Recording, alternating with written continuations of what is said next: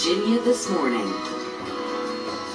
There's a new epidemic sweeping schools locally, and it's called sexting. Well, here's what it's like. Teens take nude or partially nude pictures of themselves and then send those pictures to others via text messages. And this exhibitionist behavior gives way to some serious consequences. Those messages are against the law. Chief Deputy Commonwealth Attorney for Louisa County, Rusty McGuire, is here with more. Good to see you. Rusty, good morning. Thank Welcome. you. Tell us about the sexting. Yeah. I mean, it really isn't just a local problem, a national problem. It is. It's a national problem. And the thing is, I'll pull out my BlackBerry.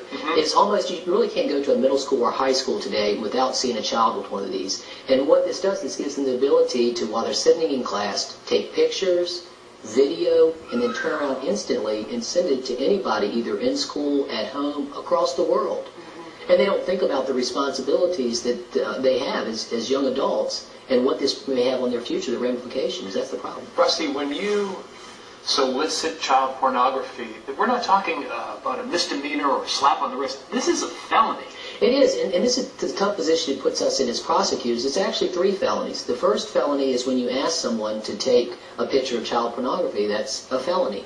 Then actually taking the picture is then producing child pornography, and then when you email it, it's distribution of child pornography. Now, and it's a tough position for a prosecutor, because do you want to charge a 16-year-old with those serious offenses? And the answer is most of the time, no. But what becomes the problem is they send the pictures to maybe their boyfriend or girlfriend. That's their boyfriend or girlfriend today. A month later, they're not. And when they break up, they get mad and then forward these pictures to other people at school. And then we've got angry parents stepping into our office saying, this is a felony violation. Why are you guys not doing anything about it? Because the kids who are the subject of the picture and those who are maybe the one who was broken up with and they're mad, none of them are thinking about how huge this is and how these pictures can get transmitted so quickly and be out there forever. Well, right, because once it's on the internet, it's there. You can't get rid of it. Once it's posted on the internet, you can delete it, but it's still there. And it's been copied by other websites. It's been forwarded. And what I've learned, I've actually talked to 30,000 students and parents across the Commonwealth on these issues. High schoolers are not persuaded by I might get in trouble because they think they'll never get caught. You're invincible. But what I have found works with them, and so for the parents listening, this is the message you need to focus on. Not so much that you're going to get caught, it's what about your future. Because as an employer, you know, my boss, Tom Garrett, the Commonwealth's attorney, before he hires somebody, he goes to the internet to research. And when you submit a resume, when you apply for college, you're putting your best foot forward. You're putting out what you want people to see. So what do we do now? We then look at the resume and say, okay. We then go to the internet, we look at your Facebook account, we look at your MySpace account, because what does that tell us? That tells us who you really are.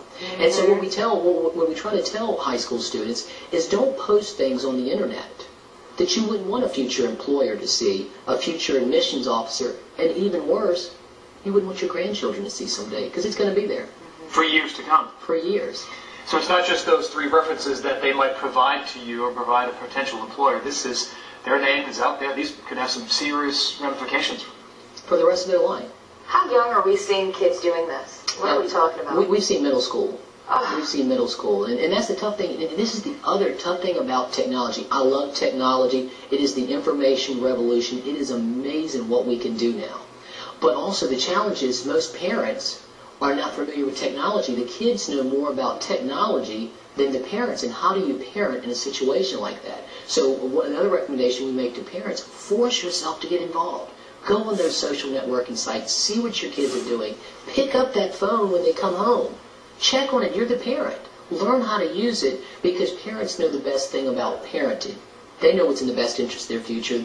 Their teens who think they do really don't, because they're not thinking about what impact will this have on me in 5 years. Rusty, we have a few seconds left. Tell us about when you do charge a teenager with a felony, what kind of response do you get from them after that? Because they probably think, I can't just get in trouble with just sending a text.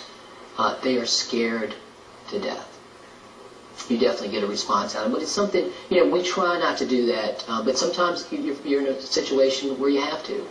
You try not to. We try to educate to prevent this from coming to our doorstep. But when it comes there, you know, what can we do?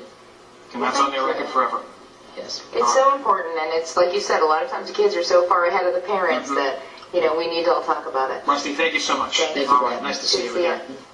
Up next, cut education expenses. Find out